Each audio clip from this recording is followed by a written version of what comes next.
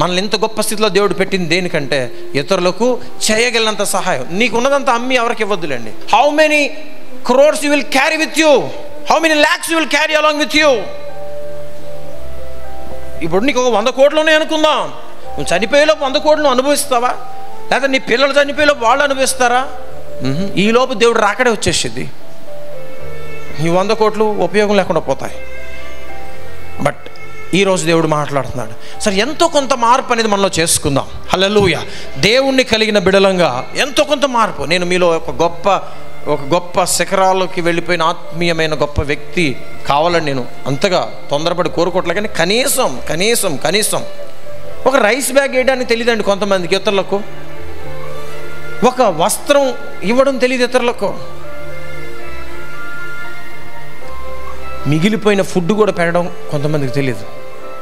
ఇవ్వగలిగిన స్థితి ఉంటే, పుచ్చుకునే స్థితి ఉంటే వాళ్ళకి ఇచ్చేసేయండి. మీ ఫంక్షన్లో ఇప్పుడు సగం ఫుడ్ మిగిలింది, తీసుకెళ్ళండి.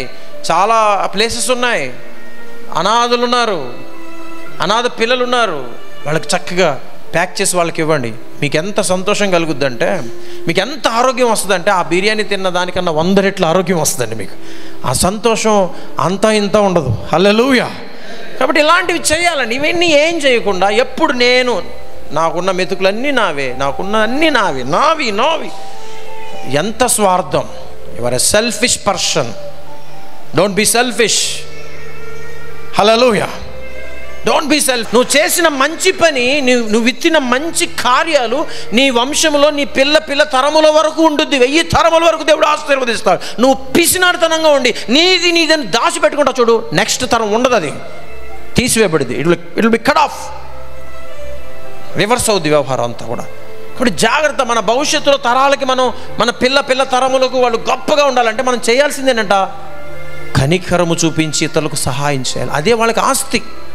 నీ ఆస్తి నువ్వు వాళ్ళకి సమకూర్చు, దానితో పాటు కనికరమును కనబరిచి ఇతరులకు సహాయం చేస్తావు చూడండి, అది ఆస్తికి వాళ్ళకి మిగిలిపోద్ది. ఎంతమంది అలా చేస్తున్నారు? ఈరోజు పని కట్టుకుని చెప్తున్న దేవుని సేవకునిగా ప్రతి ఒక్కరు కూడా దేవుని కనికరముతో నింపబడి, దేవుడు మనకిచ్చిన పరిమితి స్థాయి కొలది మనం ఇతరులకు సహాయపడే వాళ్ళంగా ఉండాలి.